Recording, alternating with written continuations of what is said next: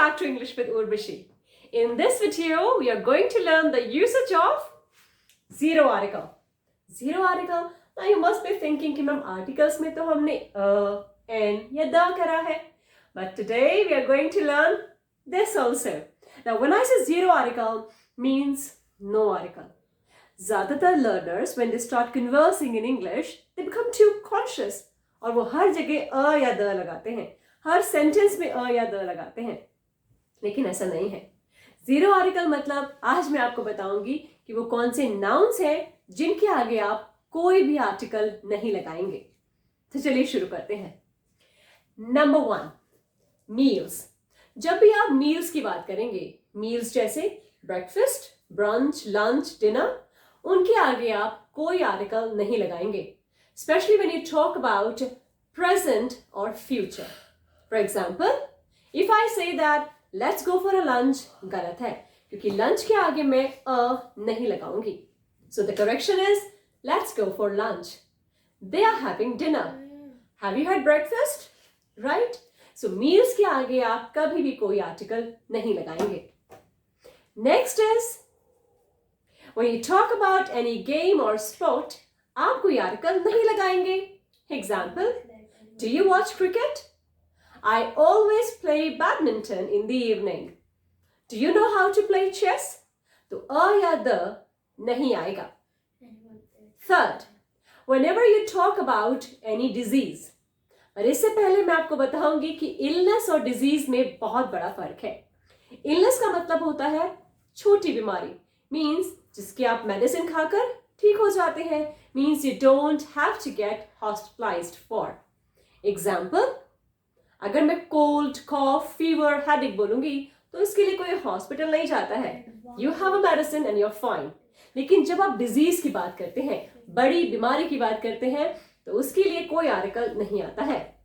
For example, he's got cancer, she's got TB, he's got brain tumor. कोई भी article हम disease के आगे नहीं लगाते हैं. Fourth is when you talk about any language or subject, आप कोई आर्टिकल नहीं लगाएंगे.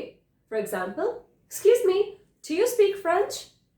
आई got 80% in science last year. और she is very good at English. आप कोई सब्जेक्ट या लैंग्वेज के आगे आर्टिकल नहीं लगाएंगे. फिर कई बार कुछ इंक्वायरीज होती हैं जब बच्चे कहते हैं कि ma'am I am a Hindi teacher, तो हमने हिंदी के आगे अ क्यों लगाया? सो उसका ये रीजन है कि मैं अ जो है वो टीचर के लिए यूज कर रही हूँ, कॉमन नाउन के लिए यूज कर रही हूँ. अदर देन दैट मैं यूज नहीं करूंगी. I speak Hindi, do you speak Hindi, बिल्कुल ठीक है, पर I am a Hindi teacher, तो टीचर के लिए मैं आर्टिकल अ लगा रही हूँ. Right. Next is proper noun. Proper noun क्या होता है? किसी भी इंसान का नाम या जगह का नाम. आप इनके आगे कभी आर्टिकल नहीं लगाएंगे. तो चाहे आप अपने किसी नेबर की बात करें या अमिताभ बच्चन की, बिकॉज बच्चे कहते हैं कि ma'am Amitabh Bachchan is so popular, so why not to use the article the with it. नहीं लगाना है क्योंकि Amitabh Bachchan is a proper noun. Right. So I say that I like Amitabh Bachchan. और किसी जगह के नाम के आगे भी आप कोई आर्टिकल नहीं लगाएंगे. I am from India, she is going to Italy. I love visiting Goa every year. Have you understood? So proper noun के आगे कभी भी कोई आर्टिकल नहीं लगाना है. लेकिन यहां पर एक एक्सेप्शन है, वो भी जान लेते हैं. जब भी आप कोई ऐसी कंट्री की बात करेंगे जिनके नाम में यूनियन, यूनाइटेड या रिपब्लिक आए, ऐसे नाउन्स आए, तो हम आर्टिकल द लगाते ही लगाते हैं. For example, my brother lives in the UK, she is going to the US next month. Have you understood? क्योंकि UK United Kingdom, US United States of America. Have you understood? तो मैंने क्या बताया कि अगर आपकी कंट्री के नाम में यूनाइटेड, यूनियन या रिपब्लिक आते हैं, so you've got to use the article the. As it is, I did tell you that my brother lives in the UK.